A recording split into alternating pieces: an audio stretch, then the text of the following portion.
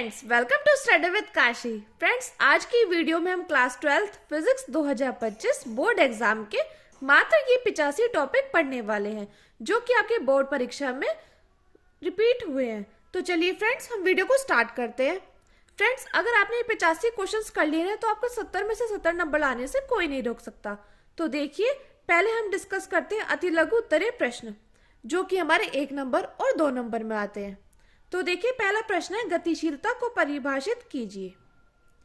ये most important question है, बार बार हमारी बोर्ड परीक्षा में रिपीट होता है। या तो आपसे 1 नंबर या 2 नंबर में पूछ लिया जाएगा। अगला देखिए, अगला है, प्रकाश के विवर्तन के प्रयोग में केंद्रीय उच्चिष्ट की चौड़ाई पर क्या प्रभाव पड़ेगा यदि प्रयोग में जल में रख दिया जाए। फ्रेंड्स, ये भी मोस्ट इंपोर्टेंट क्वेश्चन है, आपका बार बार बोर्ड परीक्षा में रिपीट हुआ है। अगला देखिए, अगला है, वैद्युत क्षेत्र रेखाएं परस्पर प्रतिच्छेदन नहीं करती। तो समझाइए कि वैद्युत क्षेत्र रेखाएं परस्पर प्रतिच्छेदन नहीं करती हैं। अगला देखिए, अगला है, यदि प्रत्यावर्ती धारा का वर्ग माध्य मूल मान √2 एम्पेयर हो तो धारा का शिखर मान क्या होगा। फ्रेंड्स, ये भी मोस्ट इंपोर्टेंट क्वेश्चन है कि ये बार बार आपके बोर्ड परीक्षा में पूछा जाता है। फ्रेंड्स, ये जितने भी क्वेश्चन है ये आपके सारे के सारे आपके बोर्ड परीक्षा में आए हैं। देखिए, हमारे 12th फिजिक्स का सिलेबस जो है वो फिक्स है, तो ये ऐसे घुमा फिरा कर ये क्वेश्चन पूछे जाते हैं। अगर आपने ये कर लिए तो आपको 70 में से 70 नंबर लाने से कोई नहीं रोक सकता।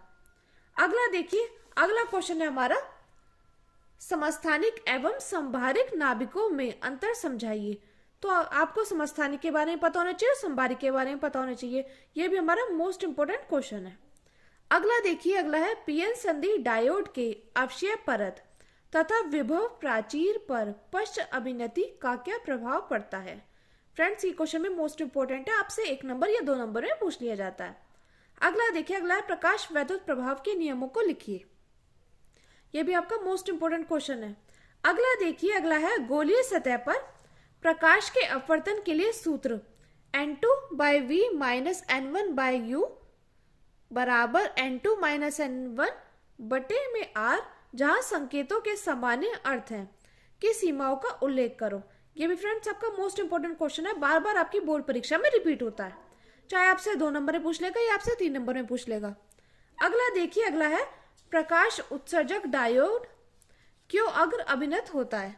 ये भी फ्रेंड्स आपका मोस्ट इंपोर्टेंट क्वेश्चन है, ये भी बार बार बोर्ड परीक्षा में रिपीट होता है। फ्रेंड्स, देखिए, जितने भी क्वेश्चंस हैं ये आपके 2020, 22, 23 और 24 में आए हुए सभी प्रश्न हैं और हर बार एग्जामिनर इन्हीं को घुमा फिरा कर देता है। अगला देखिए, अगला है, यदि एक प्रिज्म के प्रिज्म कोण और न्यूनतम विचलन कोण के मान बराबर a हो तो प्रिज्म के पदार्थ का अपवर्तनांक ज्ञात कीजिए। फ्रेंड्स, ये भी आपका मोस्ट इंपोर्टेंट क्वेश्चन है। अगला देखिए, अगला है, विद्युत चुंबकीय तरंग के वैद्युत एवं चुंबकीय क्षेत्र सदिश क्रमश E एवं B वेक्टर है तो तरंग संचरण की दिशा ज्ञात कीजिए। ये फ्रेंड्स आपका मोस्ट इंपोर्टेंट क्वेश्चन है। अगला देखिए, अगला है, ट्रांसफार्मर का सिद्धांत क्या होता है। फ्रेंड्स, कोई भी ऐसा एग्जाम होगा ही नहीं जिसमें ट्रांसफार्मर से क्वेश्चन आया हो, तो ये भी आपका मोस्ट इंपोर्टेंट क्वेश्चन है, चाहे आपसे 2 नंबर, 3 नंबर या 5 नंबर में पूछ लेगा कि ट्रांसफार्मर का सिद्धांत क्या होता है, इसकी कार्यविधि लिखो। अगला देखिए, अगला है, किसी सेल का आंतरिक प्रतिरोध किन कारकों पर निर्भर करता है। तो आपको पता होना चाहिए कि किसी सेल का आंतरिक प्रतिरोध किन बातों पर निर्भर करता है। अगला देखिए, अगला है, व्हीटस्टोन सेतु के लिए परिपत्र आरेख खींचिए, इसकी कौन सी भुजा संयुग्मी है। तो फ्रेंड्स, ये भी आपका मोस्ट इंपोर्टेंट क्वेश्चन है, बार बार बोर्ड परीक्षा में रिपीट होता है। अगला देखिए, अगला है, शंट से क्या समझते हो, इसका एक अनुप्रयोग विद्युत परिपथ में दर्शाइए। फ्रेंड्स, ये भी मोस्ट इंपोर्टेंट क्वेश्चन है, बार बार आपकी बोर्ड परीक्षा में रिपीट होता है।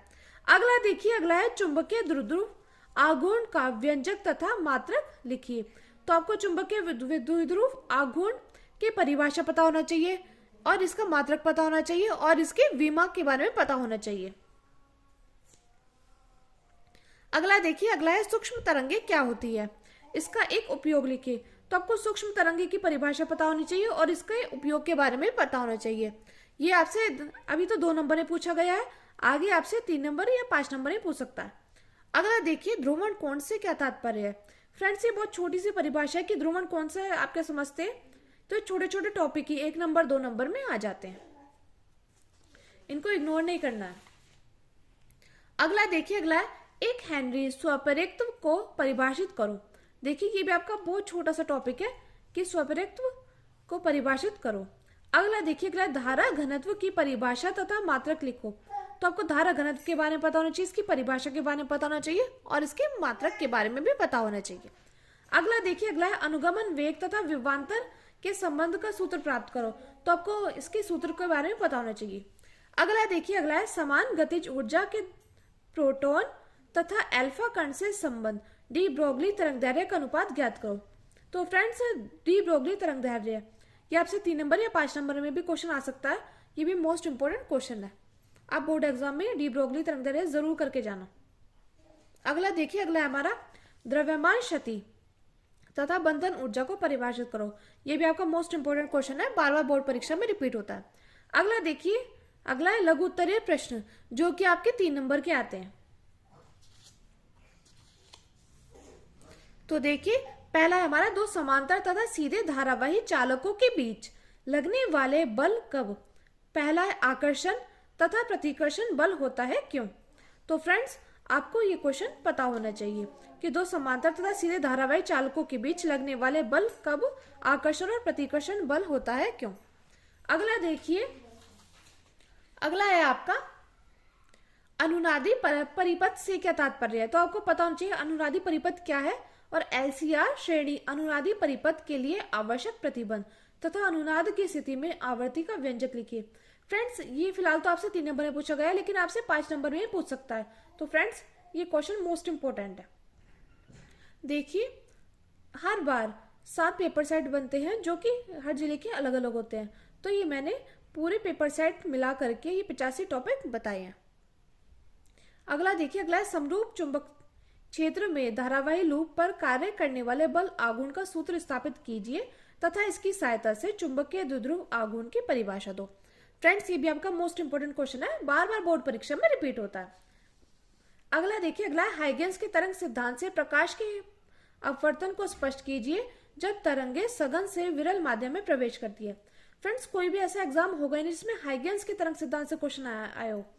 कभी आपसे हाइगेंस के तरंग के द्वितीयक तरंगिकाओं का सिद्धांत पूछ लेगा, या आपसे प्रकाश के अपवर्तन का सूत्र पूछ लेगा, या प्रकाश के परावर्तन का सूत्र पूछ लेगा। तो फ्रेंड्स, ये मोस्ट इंपोर्टेंट क्वेश्चन है, हाइगेंस के तरंग सिद्धांत। अगला देखिए, अगला है किसी अवतल गोलीय पृष्ठ से अपवर्तन का सूत्र निगमित करो। तो आपको पता होना चाहिए ये क्वेश्चन मोस्ट इंपोर्टेंट है। अगला देखिए, एक लंबी परिनालिका के स्वप्रेरित्व का सूत्र स्थापित करो।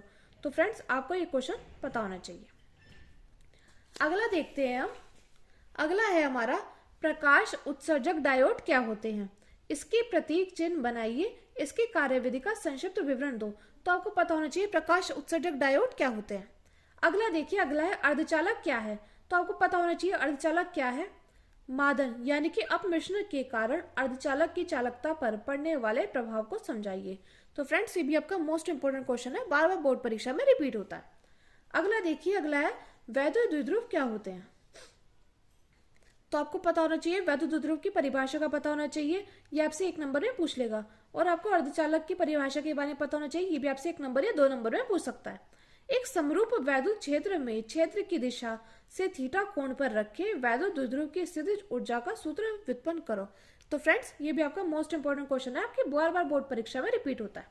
अगला देखिए, अगला है दो समांतर धारावाही तारों के बीच लगने वाले बल हेतु व्यंजक प्राप्त कीजिए।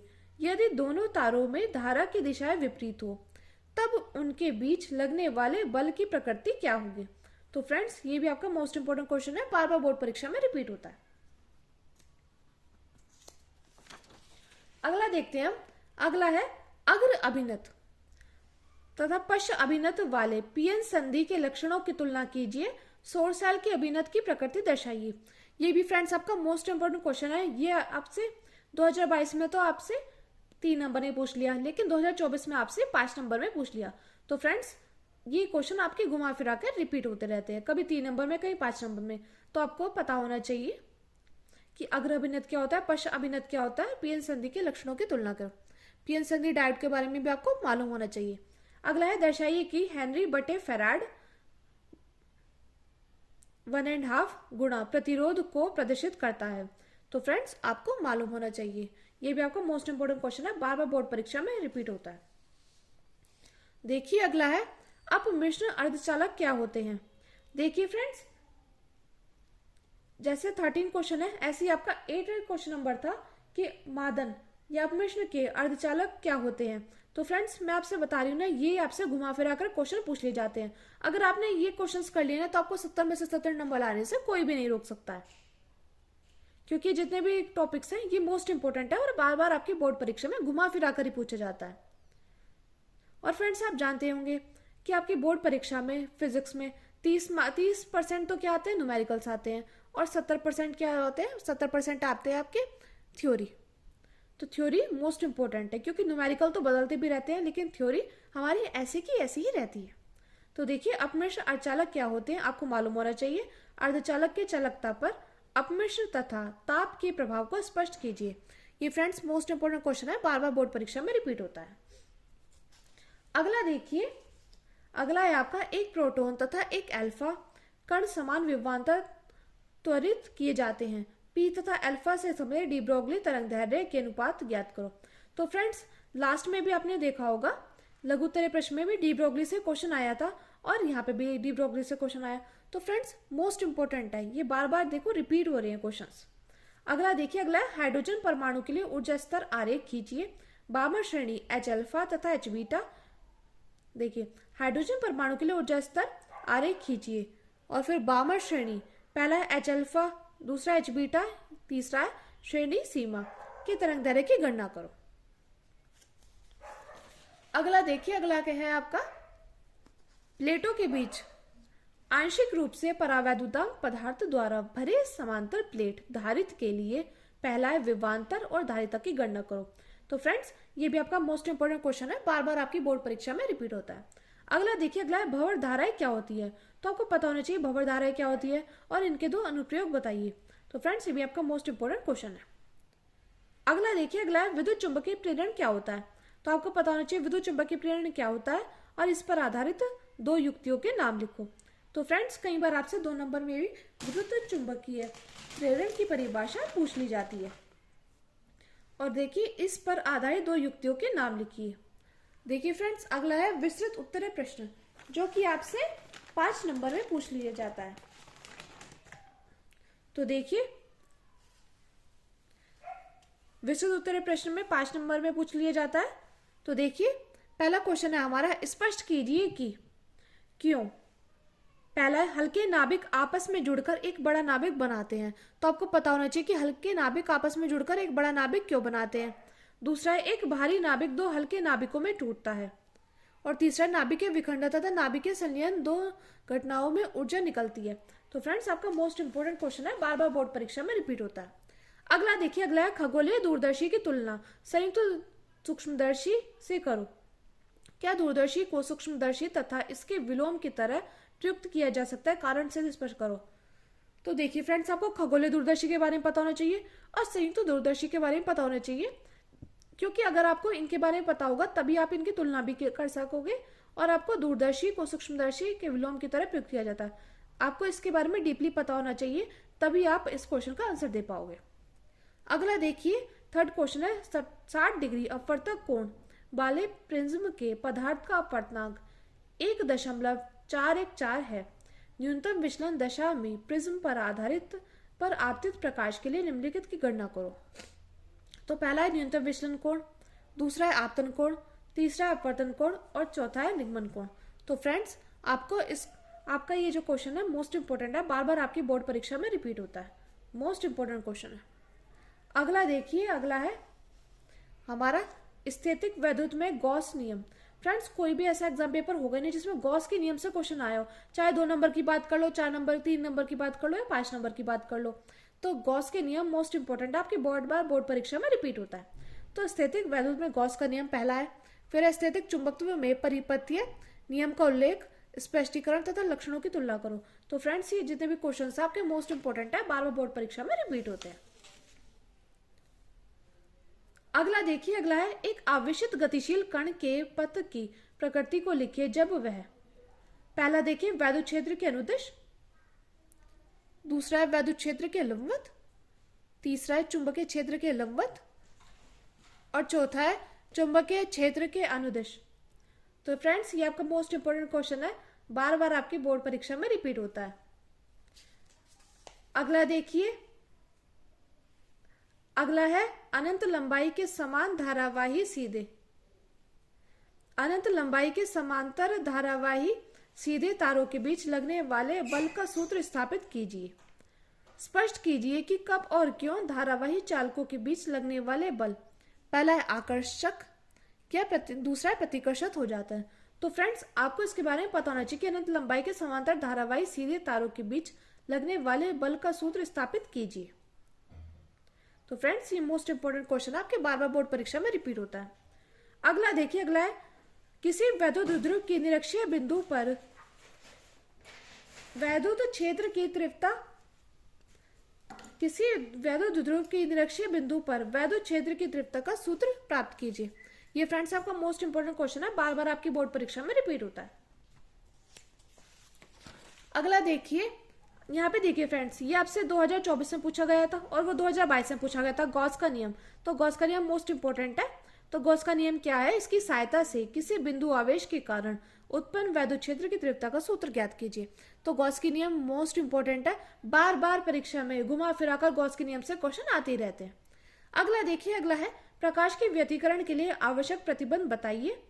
आई तथा 4i तीव्रता की दो तरंगों के अधिकतम परिणामी तीव्रता का मान ज्ञात करो जब स्रोत पहला है कला संबंध हो या दूसरा कला असंबंध हो। तो फ्रेंड्स आपको इसके बारे में मालूम होना चाहिए। अगर आपने ये तैयार कर लिया ना तो फिर आपको 70 में से 70 नंबर लाने से कोई भी नहीं रोक सकता है। अगला देखिए क्वेश्चन, अगला है हमारा हाइड्रोजन परमाणु के लिए बोर की परिकल्पनाएं क्या है। हाइड्रोजन परमाणु के मूल स्तर के इलेक्ट्रॉन के लिए निम्नलिखित को लिखिए। पहला है बंधन ऊर्जा, कुल ऊर्जा और कोणीय संवेग। तो फ्रेंड्स ये क्वेश्चन भी मोस्ट इंपोर्टेंट है, बार बार आपकी बोर्ड परीक्षा में पूछा जाता है। अगला देखिए, अगला है नाभिकीय विखंडन तथा नाभिकीय संलयन में क्या अंतर है। तो फ्रेंड्स आपसे 3 नंबर में पूछ सकता है कि नाभिकीय विखंडन तथा नाभिकीय संलयन में क्या अंतर है।